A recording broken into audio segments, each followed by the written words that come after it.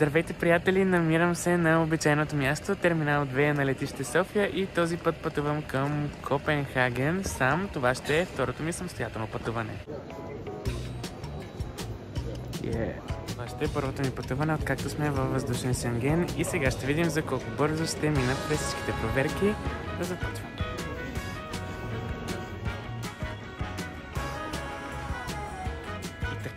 Времето, за което минах всички проверки, беше точно 8 минути.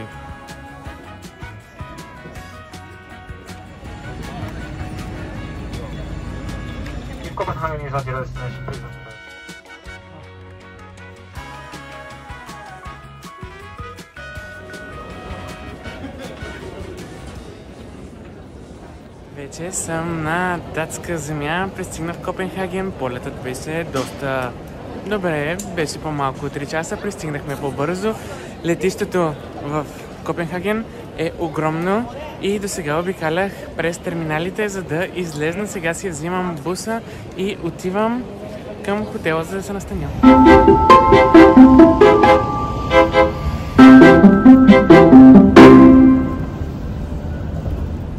Автобусът от летището ме остави точно пред моя хотел, който е там отсреща.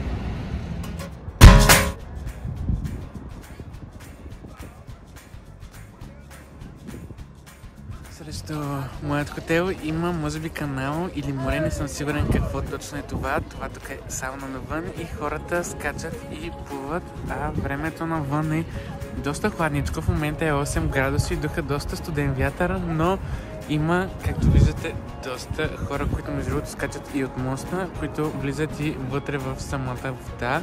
Наистина, аз не бих пробвал.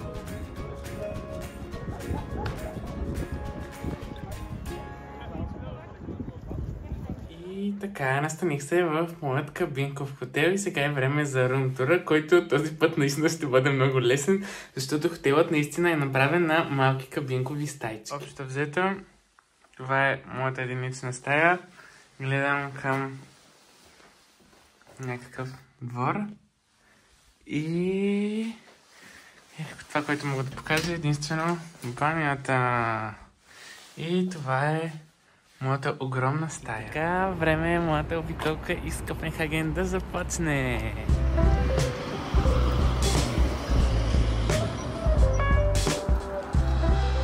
Както във всяка една друга западна европейска държава, колелетата са на почет и както в Холандия, тук те отново са с голямо предимство.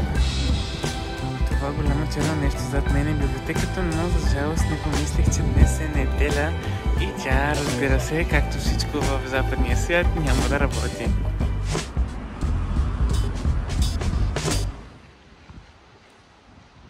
Зад мен е борсата, която изгоря преди няколко дни. Това беше една от най-хубавите сгради в Копенхаген, но за жалост не успях да я видя за няколко дни. Както виждате, има още пожарни коли, а те я гасиха може би 2-3 дни със сигурност и беше много тренди във всичките медии.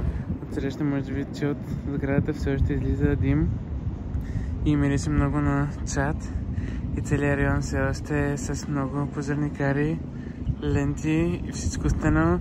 Ще сложи една снимка да видите как изглежда преди това и колко е било хубаво. За мен Копенхаген остава много странен град, защото имаш една голяма река, по която върват кораби. Имаш много стара архитектура, интересни стари кораби, нови кораби, но имаш и смотани нови сгради, които развалят всичко. Например, от другата ми страна също може да видим това с интересният покрив е тяхната опера, която също изглежда модерна и много различно от това, което един европеец очаква от неговата опера, да е нещо старо и хубаво. Следващата спирка от моята разходка е Нихван, или както се казва, това е стария канал с всичките исторически сгради. Това е било старо пристанище, както и тук е бил района на червените фенери в Копенхаген. В момента има само ресторанти останали и много наистина туристи. Традиционно нещо за ядене в този град са ето тези хотелзи, за които има огромна опашка, но мисля, че аз ще ги пропусна.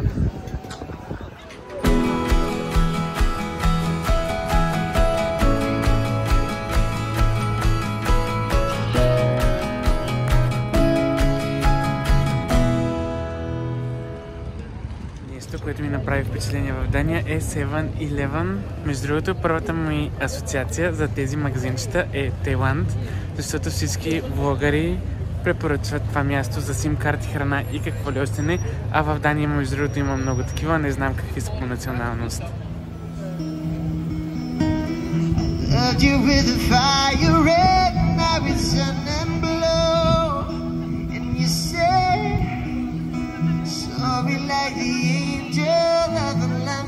Както знаете, аз много обичам уличните музиканти и нямаше никакъв начин да пропусна и този. В момента съм на главната им търговска улица, тип нашата Витушка, която се казва нещо от вида на Штрьоген, Штрьог, нещо. Както знаете, аз обожавам много уличните музиканти и този също нямаше как да го подмина. В момента съм на тяхната главна пазарска улица, може би се казва Стрьогет или нещо подобно, поне така се пише, която е пълна само с скъпи магазини или пък известни брандове дрехи. Друго мое любимо нещо, когато пътувам, е да погледна града от високо, затова отивам там горе на върха на кръглата кола. Билет струва 40 датски крони, което е около 10 лева, а пътят догоре не е дори с стъпала.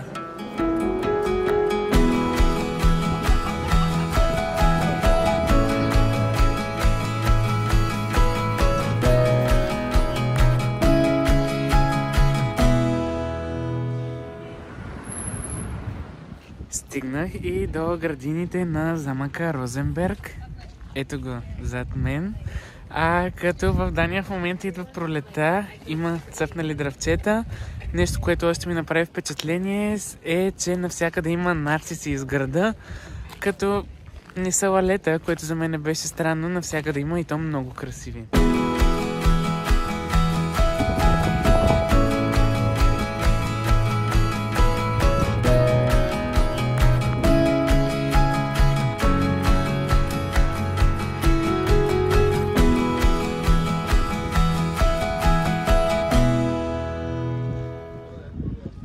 За вечеря избрах да дойда тук. Това е пазар с местна традиционна храна, а и не само, като фудхол.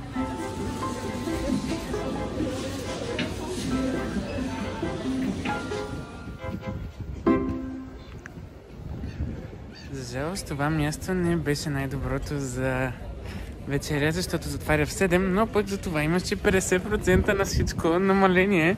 Аз си взех един сандвич, след малко ще го пробвам. В него трябва да има някаква странна риба. Като цяло сандвич се гледаше малко странно, но пък интересно и вкусно, така че сега ще видим. Сандвичът е наистина много добър, мога да му дам наистина 10 от 10, всичко е топ. След като слънцето залезе, започна да става доста студеничко, бих казал аз. Духа хладен вятър и се надявам да не ми стане много студено, въпреки че съм облечен зимно, докато някои хора даже има по тениски. Сега пак съм на някакъв много як площад с пак такива стари сгради и е там между другото отсреща. На няколко площадки видях, има и такива сладки кафенца.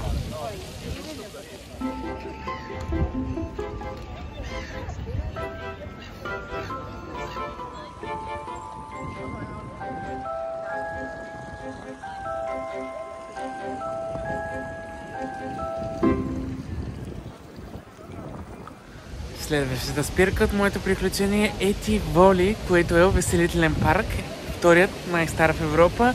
Между другото, той е бил и инспирация на Уолт Дисни да направи Дисниленд. Не знам дали се служава, плащаш само за вход 50 лева, което не е много яко, защото нямаш атракции включени в тази цена. Но сега ще видим, по принцип Прага, където е хубав увеселителния парк, там някакси в пратера не плащаш само за да го разгледаш. Да видим.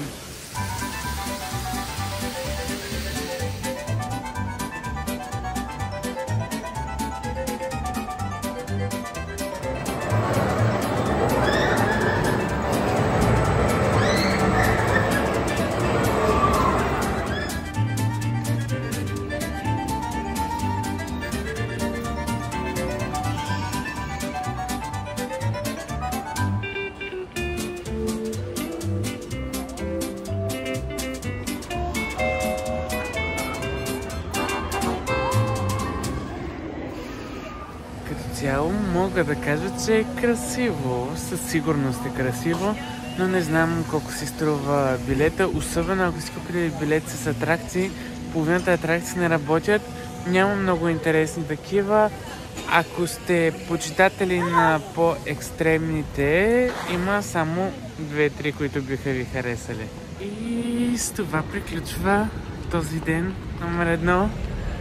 Като не мисля, че този увеселителен парк се заслужава особено. Някакси ми не ме градна, бил съм в много, този не ми хареса.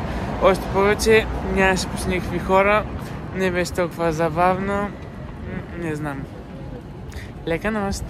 Добро утро, влог, вече сме нов ден. Първото нещо, което съм решил да направя е да закусвам и сега си търся хубава пекарна, а точно до хотела има една много интересна сграда, и тук зад мен я виждате, като пирамида. Не знам всъщност какво е, но изглежда много яко.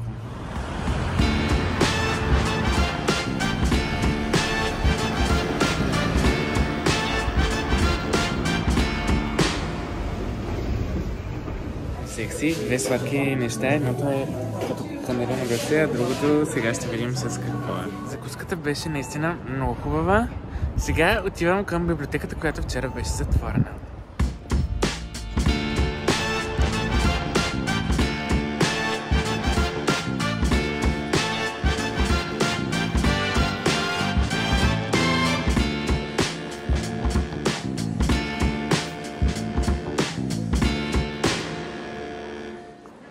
Това със сигурност е най-хубавата библиотека, в която съм бил.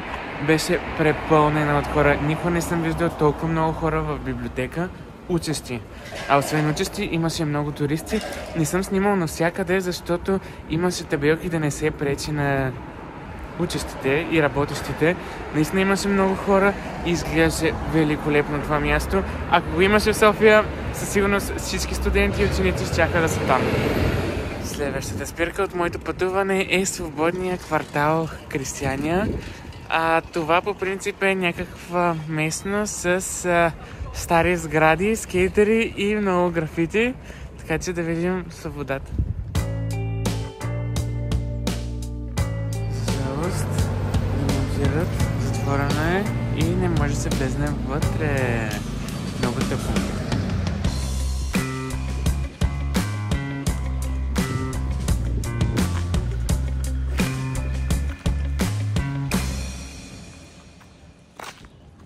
На пръв поглед мястото наистина изглежда много интересно и арт, но почти цялото е разкопано и почти нищо не се вижда. Навсякъде има обаче много красиви графити. Нещо, което ми направи впечатление е знамето на Палестина, което е почти из целия град. Такова впечатление ми направи и в Лондон. Подкрепата е голяма. Сега се насочвам към Кралския дворец. Все пак трябва да видя кралското семейство, едно интервю да им взема, да си поздравя все пак с гардовете. Шегувам се. В 12 часа има смяна на гардовете пред Кралския дворец и сега отивам натам.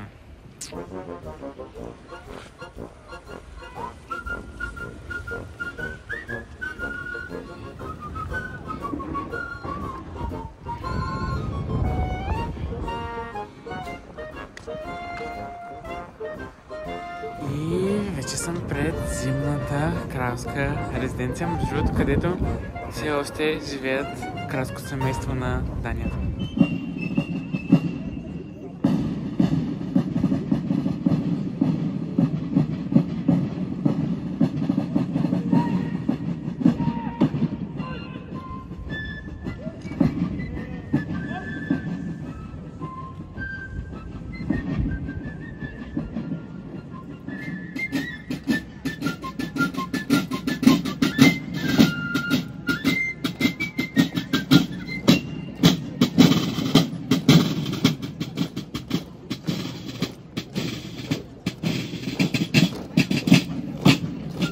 Както във всеки европейски град, в центъра на града имаме една катедрала, която е повече от другите и е по-голяма и хубава.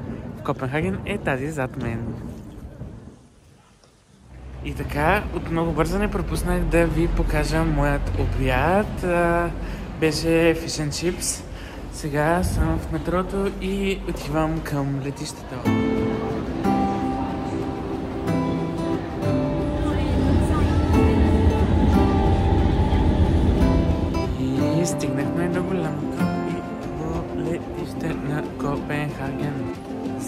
път виждам такава тежка проверка и такива скенери. Буквално на толкова много летища съм бил и на нито едно няма такива скенери и такава